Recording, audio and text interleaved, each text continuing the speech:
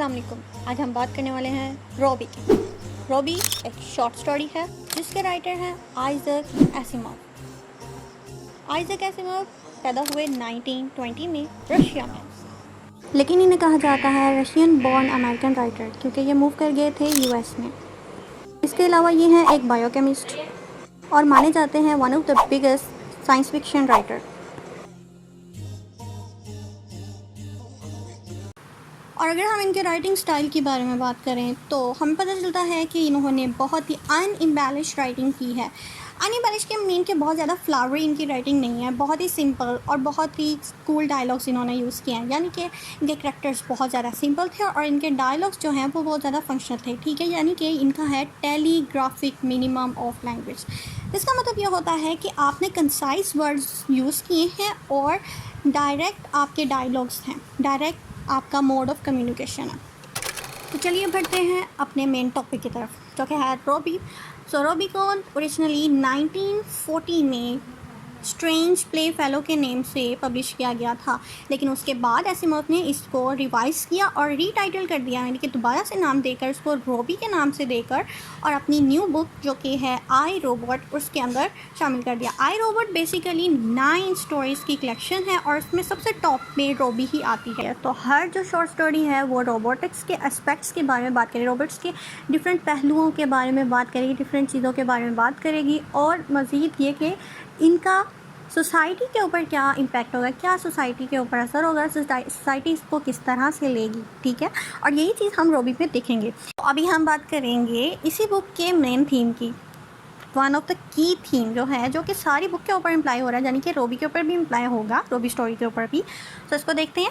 और ये आइडिया है कि रोबोटिक्स के 3 लॉज हैं। ठीक है, और ये जो रूल्स हैं, ये जो लॉ हैं, ये सिर्फ एसिमोव के यूनिवर्स में एग्जिस्ट करते हैं। एसिमोव का यूनिवर्स ये हुआ कि सिर्फ जो एसिमोव ने जो दुनिया लिखी है और उसी के बारे में। ठीक है, ऐसा नहीं कि अब आप इस बारे को पेपर में लिखना शुरू कर दो कि ये तो पूरी दुनिया पे अप्लाई होगा। ना ना ना, ये सिर्फ एसिमोव यूनिवर्स पे अप्लाई होगा, यानी कि एसिमोव का जो दुनिया है उसी के बारे में। तो उसने अपने रोबोट्स में क्या चीज़ उसने इंक्लूड कराई है उसको देखते हैं। 3 उसने लॉज जो हैं वो शो कराए हैं। एक लॉ है कि रोबोट को किसी इंसान को, किसी ह्यूमन को हार्म नहीं करना, किसी को नुकसान नहीं पहुंचाना। ठीक है, और सेकंड है कि आपने मस्ट ओबे ऑर्डर्स फ्रॉम ह्यूमंस, आपने ह्यूमन से ऑर्डर्स लेने हैं। ठीक है, लेकिन आपने ये ख्याल रखना है कि आप ह्यूमन को ना जाके डिस्टर्ब कर रहे हो। Okay, and the third thing is that must protect their on existence, कि आपने अपने आप का भी ख्याल करना है। ठीक है, लेकिन अपनी एग्जिस्टेंस का ख्याल करते हुए ये नहीं कि आप पहले दोनों रूल्स जो हैं वो तोड़ दें। So let's move towards our story Robbie. ठीक है, सबसे पहले हम इसके करैक्टर्स को डिस्कस करते हैं। तो हमारा पहला करैक्टर है मिस्टर जॉर्ज वेस्टन और इनकी वाइफ का नाम है जो कि डिक्लेयर किया गया है मिसेस जॉर्ज वेस्टन, लेकिन इनका जो नेम जो मेंशन किया अलग से किया गया है वो है एक आध बार मिसेस ग्रेस वेस्टन।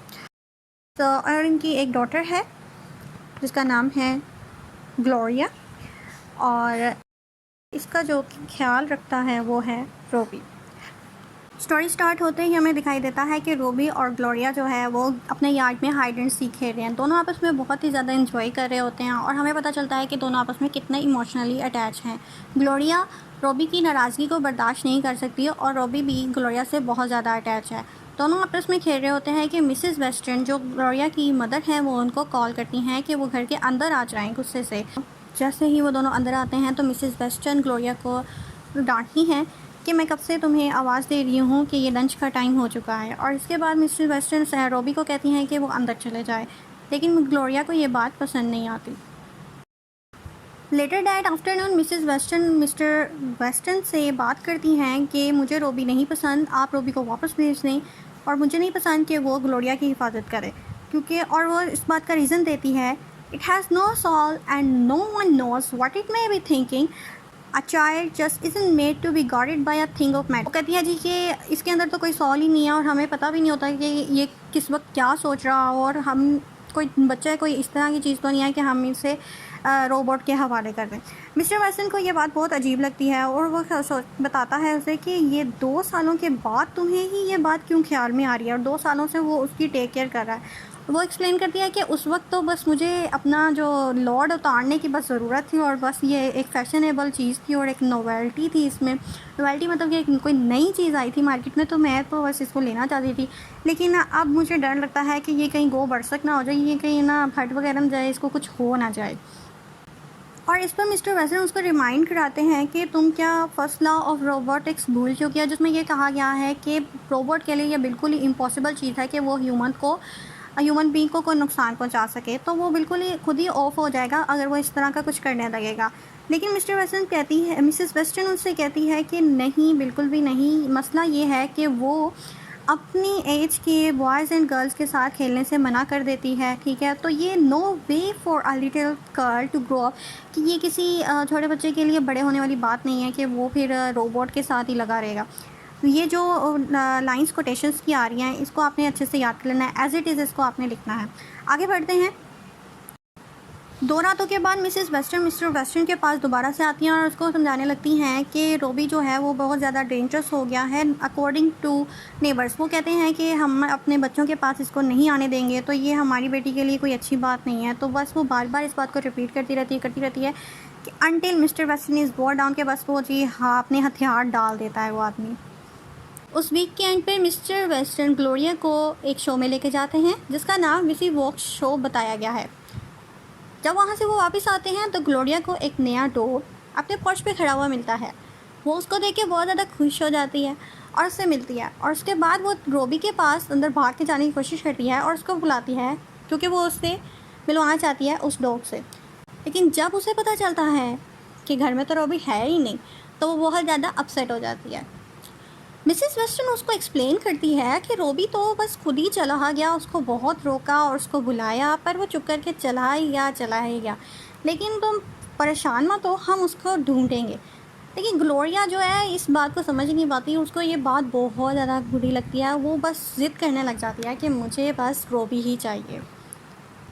ग्लोरिया उस डॉग को एक्सेप्ट करने से मना कर देती है। मिसेस वेस्टर्न उसको बहुत समझाती है कि वो एक सिर्फ मशीन ही तो थी, लेकिन ग्लोरिया चीखती है और कहती है He was a person just like you and me and he was my friend। तो कि उसको तो वो एक पर्सन के मुताबिक ही लग रहा है कि ये तो एक पर्सन था, वो बस मेरे इतने करीब था, बस मुझे वही चाहिए, वही मेरा दोस्त था। ग्लोरिया को बहुत ज़्यादा गुस्सा आता है और लेकिन जो है मिसेस वेस्टर्न कहती है कि छोड़ो, ये खुद ही कुछ दिनों में ठीक हो जाएगी। कुछ दिनों बाद ग्लोरिया जो है वो रोना तो छोड़ देती है, लेकिन वो बहुत ज़्यादा साइलेंट और डिप्रेस जो है नज़र आने लग जाती है। मिसेस वेस्टर्न जो होती हैं वो डॉग को वापस भेज देती हैं और मिस्टर वेस्टर्न के पास जाती हैं और उसको कहती हैं कि ये लड़की तो मुझे नर्वस ब्रेकडाउन करवा के रहेगी। मिस्टर वेस्टर्न उसे कहते हैं कि हम रोबी को वापस ले आते हैं, लेकिन मिसेस वेस्टर्न कहती हैं कि नो, चाहे कुछ भी हो जाए मैं उसको वापस नहीं लेके आऊँगी, चाहे मुझे सालों ही क्यों ना लग जाएं इसको उस रोबोट से दूर करने में। If it takes years to break her off it. Missus Weston suggest करती हैं मिस्टर वेस्टर्न को कि हम एक मंथ लॉन्ग ट्रिप पे ना न्यूयॉर्क चले जाते हैं, ताकि हमारी ग्लोरिया का कुछ जो मूड है ना वो ठीक हो जाए। तो ये वेस्टर्न फैमिली न्यूयॉर्क की तरफ चली जाती है। ग्लोरिया कुछ बेहतर दिखाई देने लग जाती है क्योंकि वो सोच रही होती है कि हम तो जा रहे हैं अपने रोबी को ढूंढने। तो ग्लोरिया वहाँ पे एक बोर्ड पे देखती है टॉकिंग रोबोट और वो वहाँ की तरफ चली जाती है। वहाँ एक सिंगल रूम में एक कंप्यूटर रखा हुआ होता है जहाँ पे लोग खड़े होकर उससे अबाउट द मैथ्स कैलकुलेशंस उससे बात कर रहे होते हैं और उसका रिस्पॉन्स कर रहा होता है। वहाँ पे खड़ी ग्लोरिया उससे पूछती है कि मैं एक रोबोट की सर्च कर रही हूँ, do you know about him. So इस बात पे जो है वो जो रोबोट होता है वो एकदम ख़राब होना शुरू हो जाता है क्योंकि उसको कभी भी इस बारे में ट्रेन नहीं किया होता कि इस तरह के क्वेश्चंस भी उससे पूछे जा सकते हैं। और एकदम मिसेस वेस्टर्न उस रूम में एक अटेंडेंट्स के साथ दाखिल होती है और वो ग्लोरिया पर चीखना शुरू कर देते हैं। ग्लोरिया वहाँ पे रोना शुरू कर देती है कि मैं तो सिर्फ रोबी के बारे में पूछ रही थी।